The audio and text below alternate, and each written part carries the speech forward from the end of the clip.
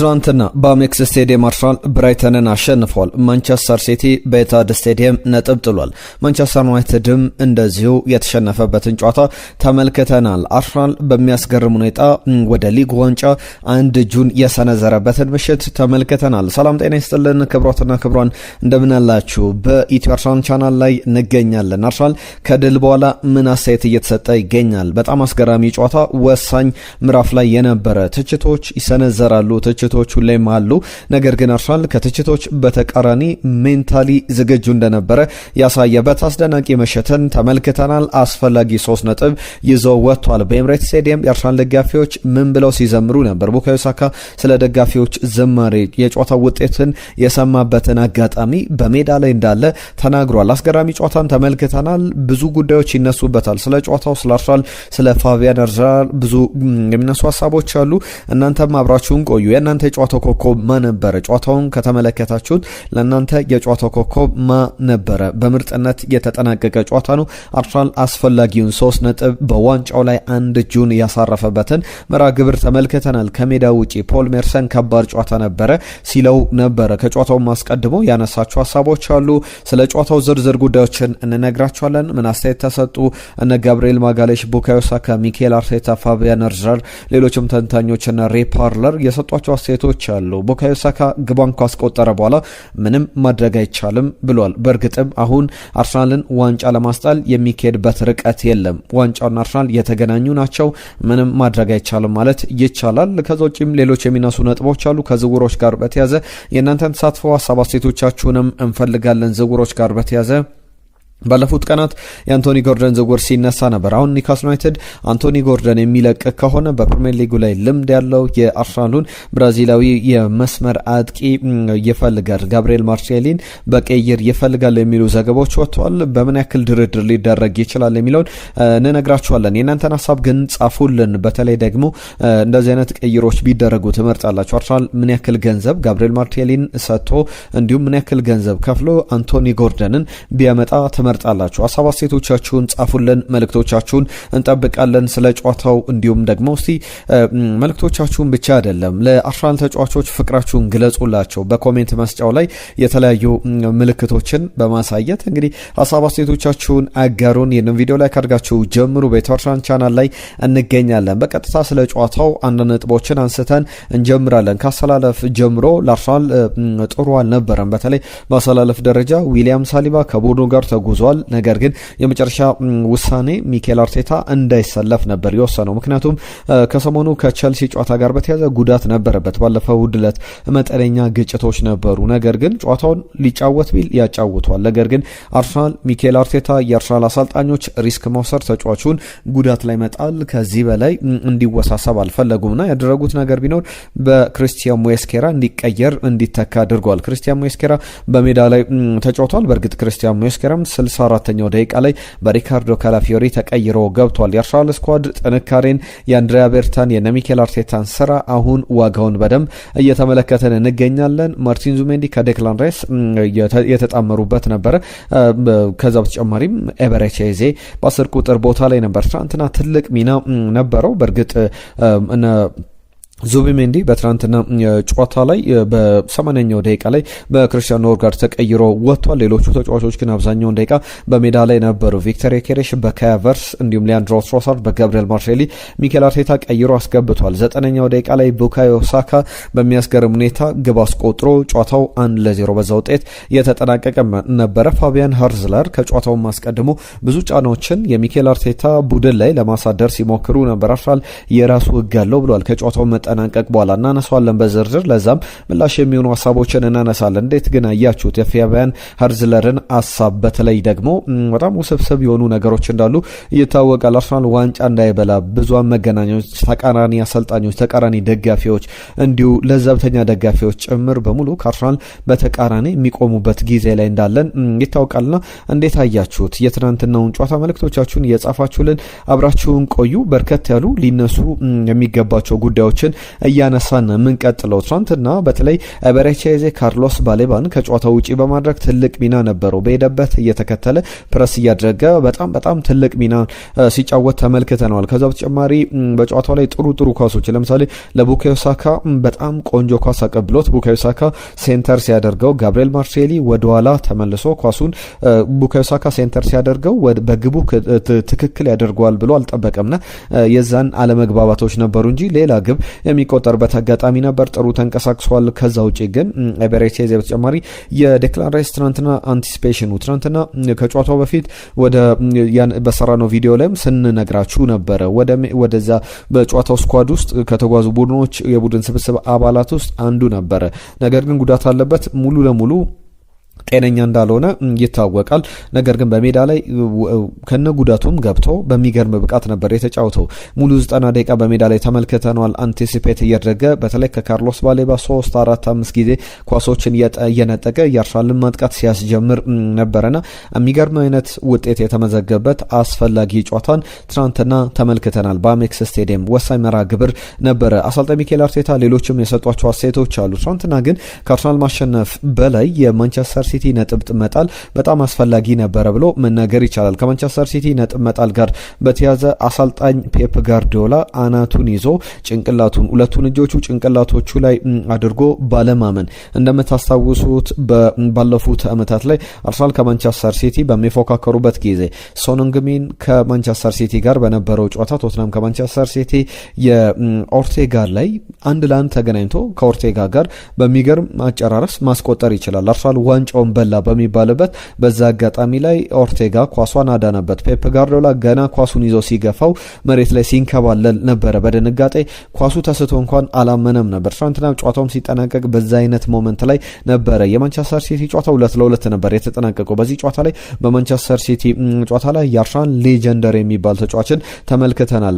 ሙሪሎ በቀጣይ አርሰናል ሜይ ግንቦት ላይ ዋንጫውን ሰለብሬት ሲያደርግ ኢንቫይት መደረግ መጠራት ወደ አርሰናል ድግስ ውስጥ መገኘት አለበት። ጎል ላይን ክሊራንስ ግብ ጠባቂው የለም። የፎረስት ተከላካዮች በወደቁበት ሰዓት ላይ የተሞከረችዋን ኳስ ብቻውን ያዳነ የአርሰናል ሌጀንደሪ ተጫዋች ነበር። ስለ ሙሪሎ አጋጣሚ ምን ትላላችሁ? እስቲ ሀሳብ አስተያየቶቻችሁን ጻፉልን። የእናንተን መልእክቶችም እንጠብቃለን። አርሰናል ባለፉት 3 ተከታታይ ጨዋታዎች ከቶትናም ጋር አሸንፏል። ከሜዳው ውጪ ቸልሲን በሜዳው በኤምሬትስ ስቴዲየም በጣም ከባድ በነበረ ጨዋታ አሸንፏል። ትናንትናም ትልቁን ሃርድል ትልቁን መሰናክል ተሻግሮታል። ብራይተንን አሸንፏል። በዛ ላይ ደግሞ ማንቸስተር ሲቲ ነጥብ ጥሏል። ትናንትና ቡካዮ ሳካ 1 ነጥብ ሲያነሳ ነበር። በስቴዲየሙ የአርሰናል ደጋፊዎች ጨዋታቸውን ያቀልጡታል ወይም ድጋፋቸውን በጣም ድምጻቸው ከፍ ብሎ ይሰማል። በዛ አጋጣሚ ምን እንደተፈጠረ ማወቅ አልቻልኩም ነበረ ይላል ቡካዮ ሳካ። በዛ አጋጣሚ ምን እንደተፈጠረ በአቅም ቡካዮ ሳካ በጨዋታው ላይ 1-0 አርሰናል እየመራ የነበረበት አጋጣሚ ስለነበረ በእርግጠኝነት መናገር አልችልም ነበረ። ነገር ግን ድምጾችን ስንሰማ ጥሩ ውጤት እየተመዘገበ እንደሆነ በተለይ ማንቸስተር ሲቲ ነጥብ እየጣለ እንደነበረ እንገምት ነበረ ብለዋል። ነገር ግን ጥሩ ስሜት ቢሆንም እኛ ፎከስ ማድረግ የነበረብን በራሳችን ውጤት ላይ ነበረ ይላል። ምክንያቱም ፎከስ አድርገን መቀጠል ያለብን በዛ ነው። የራሳችን ስራዎችን መስራት አለብን። የራሳችንን ነው ኮንትሮል ማድረግ መቆጣጠር የምንችለው የራሳችን ነገሮች በእጃችን ያለውን ነገር ነው ብሎ አስተያየቱን ሰጥቷል። በዋንጫ ፉክክር ላይ ታይት ነው። በጣም ጠባብ እድል ነው ያለው። ሁሉም ባለፉት ዓመታት እንደነበሩት ሁሉ ማለት ነውና ድሎችን መስጠት የለብንም ነበረ። ሲቲ ቢሸነፍም ዋናው ነገር እኛ ማሸነፋችን ነበረ ብለዋል። ነገር ግን በሜዳ ላይ የአርሰናል ደጋፊዎች በዛ ደስታቸውን ሲገልጹ ሲቲ እንደገባበት እየተሸነፈውን ነጥብ እየጣለ ባናቅም እንደገባበት እናቅ ነበር የሚል አስተያየቱን ሰጥቷል። በትናንትናው ጨዋታ ላይ ፋቢያን ሩዲገር ትችታቸውን ሲሰነዝሩ ነበር። በተለይ በዋንጫ ፉክክር ላይ ላለ ቡድን እንደዚህ አይነት ሀሳብ የሚሰነዘር አይመስልም። እግር ኳስ ላይ ብዙ ዓመት እንዳላሰለጠኑ የሚያሳብቅ ሀሳብ ነው። አርሰናል የራሱ ሕግ አለው። ደቂቃዎችን ይገድል ነበረ። እግር ኳስን ለመጫወት የመጣ ቡድን አይመስል ነበረ ብሏል። በእርግጥ ትናንትና አርሰናል በኳስ ቁጥጥር ተበልጧል። እውነት ነው። ብራይተን 60% የኳስ ቁጥጥር ነበረው፣ አርሰናል 40%። በኳስ የግብ ሙከራ አርሰናል 7 እንዲሁም ደግሞ ብራይተን 11። በአጠቃላይ ኦን ታርጌት ሙከራዎችን 3 3-2 ነበረ።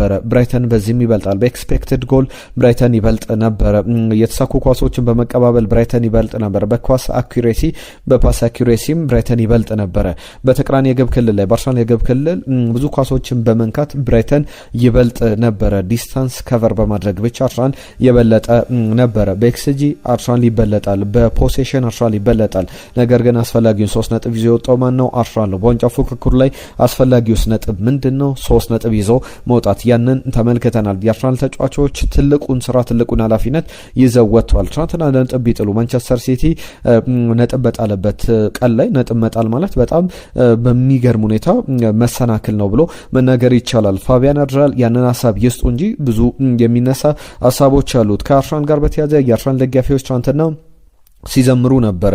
we are going to win the league ሊጉን እናሸንፋለን እያሉ እናሸንፋለን ብለው በአሜክስ ስቴዲየም ሊጉን እናሸንፋለን ብለው ሲዘምሩ ተመልክተናል። ከትናንትና ድል በኋላ የኦፕታ ስታቶችንም ተመልክተናል። ባወጣቸው ዘገባዎች ላይ 92.84 በመቶ አርሰናል የእንግሊዝ ፕሪሚየር ሊግን ዘንድሮ ያሸንፋል ብለው ግምቱን አስቀምጧል። ከዚህ በኋላ 8 ቀሪ የፍጻሜ ጨዋታዎች በአርሰናል በኩል ይቀጥላሉ። ትናንትና ቡካዮ ሳካ በአጠቃላይ 300ኛ አርሰናል ጨዋታውን ያደረገው ከነ ሴስ ፋብሪጋስ ከነ ሊያም እንዲሁም ደግሞ ዳቪድ ኦልሬ በመቀጠል ሶስተኛው በእድሜ ትንሹ የአርሰናል ተጫዋች ሆኖ የተመዘገበበት ነበረ። ከባድ ጨዋታ እንደሚሆን እንገምት ነበረ። ዲፊካልት ጌም ነበረ። ኢንቴንሲቲው ከባድ ነበረ። ተጫዋቾቻችን ለዛ ዝግጁ ነበር። ለምሳሌ ባለፉት ጨዋታዎች ላይ እንደዚህ አይነት ከባድ ጨዋታዎችን አሳልፈናል። ነገር ግን ከዛ በኋላ ልምድ መስራት እንኳን ሳይችሉ ለጨዋታዎች ደግሞ በሙሉ ዝግጅነት እየመጡ አስደምመውናል ብሏል። ተጫዋቾቼን እወዳቸዋለሁ፣ ተጫዋቾቼን እንወዳቸዋለን የሚል ሀሳቡን ሰጥቷል። ለዚህ እንደዚህ አይነት ፉክክር ላይ ማሳየት ያለብን ብሏል። ቡካዮ ሳካም ኤክስተርናል ኖይዞች ከውጭ ያሉ ድምጾች አሉ፣ በማህበራዊ ትስስር ገጾች ፑንዲቶች፣ ተንታኞች የሚሰጧቸው ሀሳቦች አሉ። ነገር ግን ለኛ ኳይት ኢዚ ሶሉሽን አለ። በራሳችን ላይ ትኩረት ማድረግ፣ ሜንታሊ ስትሮንግ መሆን፣ ያንን ነው ባትል ማድረግ ያለብን። በዚህ ጀነሬሽን ላይ ያንን አሳይተናል ብሏል። ከትችቶች በተቃራኒ አሰልጣኝ ፔፕ ጋርዲዮላን ፊት ተመልከቱት ያለው ደግሞ የቀድሞ አርሰናል ሌጀንደሪ ተጫዋች ሬ ፓርለር ነው። ከጨዋታው መጠናቀቅ በኋላ በጣም ፍጹም መደናገጥ ውስጥ ነበረ። አሰልጣኝ ሚኬል አርቴታ አርሰናል ዋንጫውን እንዲበላ ፍጹም አይፈልግም። ከሌላ ጊዜ በተጨማሪ እንደ ትልቅ ሞቲቬሽን ትልቅ ዝውውሮችን አድርጓል። ማርክ ጌይ ቢመጣም አንቷን ሴሜኒዮ ቢፈርምም አርሰናል ግን ዋንጫውን ከመብላት የሚያግደው ያለ አይመስልም። በአስገራሚ ግስጋሴ ላይ ይገኛል። ትናንትና ጋብሪኤል ማጋሌሽ የጨዋታው ኮከብ ነበረ። ለእናንተ የጨዋታው ኮከብ ተብሎ የተመረጠው ጋብሪኤል ማጋሌሽ ቢሆንም ለምሳሌ ከጋብሪኤል ማጋሌሽ ውጪ ምረጡ ብትባሉ ማንን ተመርጡ ነበር? እስቲ ሀሳብ አስተያየቶቻችሁን ጻፉልን። ማን ኦፍ ዘማች ነበር በቶትናም ጨዋታ ላይ፣ በቼልሲ ጨዋታ ላይ፣ ትናንትና በብራይተን ጨዋታ ላይ በ3 ተከታታይ ሳምንታት የጨዋታው ኮከብ ተብሎ ተመርጧል። አስገራሚ ምሽት ነበረ። ማንቸስተር ዩናይትድ ተሸንፎ ማንቸስተር ሲቲ ነጥብ ጥሎ እንዲሁም ሊቨርፑል ተሸንፏል። በዚህ ሳምንት አርሰናል አሸንፎ በሊጉ ላይ ዶሚኔሽኑን አሳይቷል። ፓርቲኩላርሊ ብንመለከተው ጥሩ ፐርፎርም ያደረገበት አይደለም። ነገር ግን እዚህ ሜንታሊ ፍራጃይል ነው ለሚባለው አርሰናል ከዛ በተጨማሪ ትልቅ ማቹሪቲን ያሳየበት ነበረ። በጣም አስፈላጊ ጨዋታ ነበረ። አሁን ግን የሚናፈቁ ተጫዋቾች አሉ። ለምሳሌ ዚቦርኖስ ሚኬል ሜሬኖ መኖር እንደነበረበት የሚያሳዩ አንዳንድ ጨዋታዎችን እየተመለከትን እንገኛለን። ሌሎችም ነገሮች ይነሳሉ። ፋቢያን አድራር ትችታቸውን ተመልክተናል። አርሰናል ለመጫወት ወደ ሜዳ አልመጣም፣ እኔ በዚህ መንገድ አሸንፌ አሰልጣኝ መባል አልፈልግም የሚል አስተያየታቸውን ሰጥቷል። ነገር ግን ከ29 ጨዋታዎች 9 ጨዋታ ላሸነፈ አሰልጣኝ በየትኛውም መንገድ ማሸነፍ ነው እንጂ ያለበት እንደዚህ ነው እንደዛ ነው ብሎ የሚመጻደቅበት እንዳልሆነ መናገር ይቻላል። ብዙ ትችቶች ሲሰነዘሩ ባለፉት ቀናትም የሰራንላችሁ ተከታታይ ቪዲዮዎች አሉ። አርሰናል የሴት ፒስ ቡድን ነው፣ አርሰናል ታይም ዌስቲንግ ቡድን ነው፣ አርሰናል ዳርክ አርትን የሚከተል ቡድን ነው፣ አርሰናል ቦሪንግ ቲም ነው፣ አርሰናል ወይም ሌሎች ሀሳቦች ኦንጎል ኤፍሲ እያሉ ሊጠሩት ይችላሉ። ብዙ አኩዜሽኖችን፣ ብዙ መውቀሶችን፣ ወቀሳዎችን፣ ትችቶችን ልትሰሙ ትችላላችሁ ከአርሰናል ጋር በተያዘ። ነገር ግን ፍጹም ተቃራኒ ነገሮችን ነው ማድረግ ያለበት። አርሰናል በራሱ መንገድ መጓዝ ያለበትን ነገር ጥንካሬውን ማስቀጠል ነው ያለበት። ባለፉት 20-15 ዓመታት በአርሰናል በኩል በጣም ሶፍት ነው፣ ለዋንጫ ፉክክር የማይበቃ ደካማ ቡድን ነው፣ እልምልም የሚል በወሳኝ ሰዓት ላይ የሚፍረከረክ ቡድን ነው ተብሎ ይተቻል። በዚህ ሰዓት ላይ እንደዚህ አይነት ብቃት ደግሞ ሲያሳይ የሚያሳይ ሌላ ተጨማሪ ክሶችን ይዘው ይመጣሉና ምንም አይነት ነገር አስተያየቶች ቢሰጡ በዚህ ሰዓት ላይ አርሰናል በራሱ መንገድ ዋንጫውን ማሸነፍ ነው ያለበት። ሚኬል አርቴታ ከትናንትና ጨዋታ በኋላ ጥያቄዎች ሲቀርቡለት ነበር ስለ ፋቢያን ሃርዝለር አስተያየት፣ ስለ ብራይተኑ አሰልጣኝ ረጋ ብሎ ነገሮችን በተረጋጋ መንገድ ምንም አይነት የሚያስጨንቅ ነገር የለበትምና ቀለል አድርጎ ሲመልስ ነበረ።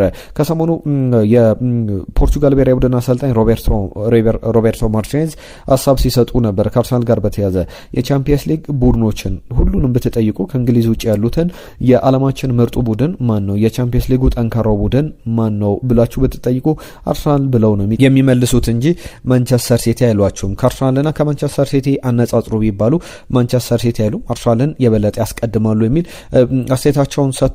አንድ ለአንድ አጋጣሚ ላይ በተለያየ መንገድ ትናንትና ለእኔ ከጋብርኤል ማጋሌሽ ቀጥሎ የጨዋታው ምርጥ የነበረው ፒየሮ ኤንካፒዬ ነበረ። እንቅስቃሴዎቹን እንዴት አያችሁት? በቅርብ ጨዋታዎች ላይ አርሰናል እንዴት ቅድሚያ እንደሰጠው ለምን ሚኬል አርቴታም እንደሚያሰልፈው የተመለከትንበት ነበረ። በቀጣይ ጨዋታዎች ደግሞ የበለጠ ጥንካሬን እንመለከትበታለን ብለን እንጠብቃለን።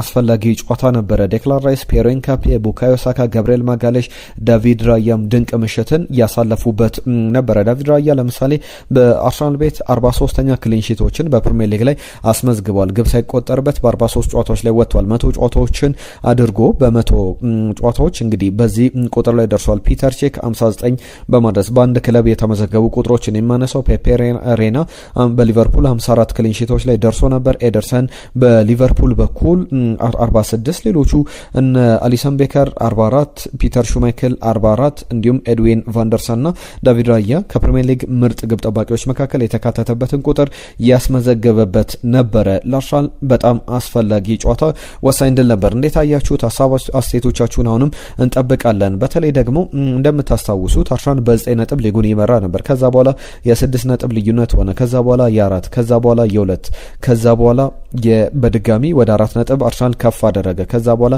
የ5 ነጥብ ልዩነት ነበረ። ከዛ በኋላ አሁን የ7 ነጥብ ልዩነት አርሰናል ሊጉን እየመራ ይገኛል። በቀጣይም ከዚህ የበለጠ ጠንካራ ጨዋታዎች ሊገጥሙት ይችላሉ። ብዙ ጉዞዎች ይጠበቃሉ። ፖል ሜርሰን ከጨዋታው በፊት አርሰናል ከባድ ጨዋታ አለበት፣ የዋንጫው አሸናፊ ለመሆን የፕሪሚየር ሊጉ ሻምፒዮን ለመባል እንደዚህ አይነት እንደ ብራይተን አይነት ቡድኖችን ከሜዳው ውጭ ሄዶ ማሸነፍ አለበት። ከባድ ጨዋታ ቢሆኑም ለትላንድ ያሸንፋል ሲል ነበረ ፖል ሜርሰን። እንደገመተው ግን አርሰናል አሸንፏል። ኤቤሬቺዜን ብዙ ጠብቀበታለሁ ሲል ነበረ። እንደጠበቀበትም ኤቤሬቺዜ ጥሩ የጨዋታ ጊዜን አሳልፏል። በሚገርም ሁኔታ አርሰናል እያንዳንዱ ተጫዋች ጥሩ ሲጫወት የነበረበት አስፈላጊ ጨዋታ ነበረ። በተለይ በመከላከል ረገድ ትናንትናም እነ ዙቢሜንዲ ሌትሊ ፓስ በማድረግ ትንሽ ጥያቄዎች ሲነሳባቸው ነበር።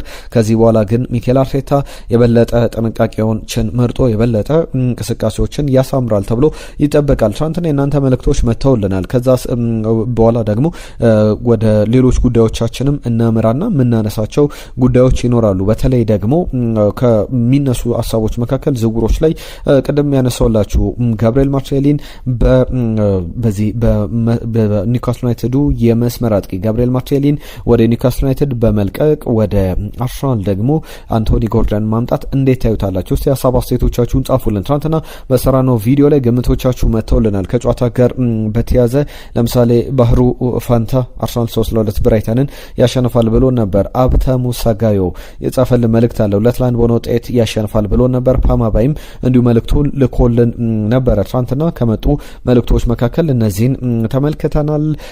አየነው ሙሉዓለም የዘውትር አድማጫችን ነው። ኦዴጋርድ መልቀቅ አለበት፣ በቀጣይ ዓመት በ10 ቁጥር ቦታ ላይ ኗነሪ በቋሚነት መሰለፍ አለበት ብሎናል። ታዳጊዎች ወደ ዋናው ቡድን ማደግ አለባቸው፣ ያለበለዚያ ከ18 ከዓመት በታች ያላቸው ተጫዋቾች ወደ ቡንደስሊጋው ቢሄዱና በዛው ልምድ ቢያገኙ ከማይክል ካዮዴ ጋር በተያዘ የካዮዴን ዝውውር አርሰናል ከፊዮሬንቲና ማስፈረም ይችል ነበር። ሚኬል አርቴታ ዘግይቶውን በውድ ዋጋ ለማስፈረም ጥረት ያደርጋል የሚል ሀሳቡን ልኮልናል። ኤልያስ ለሙ የተባለ አድማጫችን ደግሞ ሳካ ማርቲኔሊ ለዮኬሬሽ ኳስ መስጠት አለባቸው፣ የዛኔ ዮኬሬሽ ግብ ማስቆጠር ማምረት ይጀምራል ብሎናል። ሁላችሁንም ከልብ እናመሰግናለን ለጻፋችሁልን ሀሳብ። በመጨረሻ የምናነሳው ጉዳይ የአርሰናልን ሀሳብ ነው። ከአርሰናል ጋር በተያዘ ዝውውር ላይ በተለይ ባለፉት ቀናት ከሊቨርፑልም ከሌሎች ክለቦችም የተሻለ እድል አለው ሲባል ነበረና እንደ አንዳንድ ጋዜጠኞች ዘገባ ከሆነ ሪፖርቶችም በጣም እየወጡ ይገኛሉና ማግቢሶች ዲማንድ እያደረጉት ያለ ዝውውር አለ። እሱም ጋብሪኤል ማርቲኔሊን በተለይ ደግሞ የአንቶኒ ጎርዳን መልቀቅ በጣም ጫናው ከፍ እያለባቸው እየመጣ ይመስላል። ትናንትናም ግብ አስቆጥሯል። ዩናይትድን ባሸነፉበት ጨዋታ ላይ ሃይሊ ሬትድ የተባለ ተጫዋች ነውና እሱ በ75 ሚሊዮን ፓውንድ አካባቢ ክለቡ ሊለቅ ይችላልና ቢያንስ አርሰናል 40 ሚሊዮን ፓውንድ ከፍሎ ጋብሪኤል ማርቲኔሊንም ሰጥቶ ሊያገኝ የሚችል ዝውውር ነው። ከ75 ከ95 ሚሊዮን ፓውንድ ድረስ ኒውካስል ዩናይትድ ጠንካራ ተደራዳሪነቱን በአሌክዛንደር አይዛክ ዝውውር ላይ ተመልክተናልና እንደዚህ አይነት ጥያቄዎች ሊኖሩ ይችላሉ። እናንተ እንዴት ታዩታላችሁ? ጋብሪኤል ማርቲኔሊን በአንቶኒ ጎርደን መቀየር ከዚህ በፊት በሰራናቸው ቪዲዮዎች ላይ ስትልኩት የነበረው መልእክት አለ። አንቶኒ ጎርደን ከፈረመ አርሰናል የሚያቆመው ክለብ የለም ብላችሁ ሀሳብ ስትሰነዘሩ ነበር። ጋብሪኤል ማርቲኔሊ ወደ ኒውካስል ዩናይትድ፣ አንቶኒ ጎርደን ደግሞ ወደ አርሰናል እንዴት ታዩታላችሁ? እስቲ ሀሳብ አስተያየቶቻችሁን ጻፉልን። የተወደዳችሁ የአርሰናልን ጨዋታ በተመለከተ እነዚህን ጉዳዮች አነሳን። ቀጣይ ያሉ ጨዋታዎች ይጠበቃሉ። በአርሰናልም በማንቸስተር ሲቲም በኩል በጣም ትልልቅ ጨዋታዎች ይጠበቃሉና ስለነሱ ጨዋታዎች አንዳንድ ነጥቦችን ላንሳላችሁ። በቀጣይ የኤፍኤ ካፕ ጨዋታ ነው በሳምንቱ መጨረሻ የሚኖረው። ማንስፊልድ ታውንን ይገጥማል አርሰናል። አብዛኞቹን ተጫዋቾች አሳርፎ በማክስ ዳውማን ይጫወታል ተብሎ የሚጠበቅበት አይነት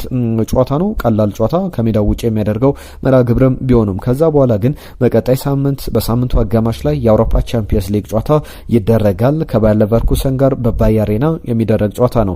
ኤቨርተን ድጋሚ ባየር ሌቨርኩሰንን በኤፍኤ ካፕ በካራባኦ ካፕ ደግሞ የሲቲ ጨዋታ ይመጣል። ቦርመዝ፣ ማንቸስተር ሲቲ፣ ኒውካስል ዩናይትድ፣ ፉልሃም፣ ዌስትሃም ዩናይትድ፣ በርንሌይ እንዲሁም ደግሞ የክሪስታል ፓላስ የመጨረሻው የአመቱ መዝጊያ መርሃ ግብር ይደረጋል በፕሪሚየር ሊግ ላይና ከዚህ በኋላ አርሰናል በፕሪሚየር ሊግ ላይ 8 የፋይናል ጨዋታዎች ይጠብቁታል። እናንተም እስቲ ባነሳናቸው ጉዳዮች ላይ መልእክቶቻችሁን ጻፉልን፣ አበረታቱን፣ ኮሜንቶቻችሁን እንጠብቃለን። ይህንን ቪዲዮ ደግሞ ሼር፣ ላይክ፣ ሰብስክራይብ እያደረጋችሁ ቻናላችንን በጋራ እናሳድግ። የአርሰናል የዋንጫ እድል በጣም ሰፍቷል። እንዴት አያችሁት? አርሰናል ከዚህ በኋላ ምን ያክል እድል አለው? እንጠብቃለን። መልእክቶቻችሁ ነገ በስፋት እንወያይበታለን። በአዳዲስ ጉዳዮች እንመለሳለን። ጤና ይስጥልኝ።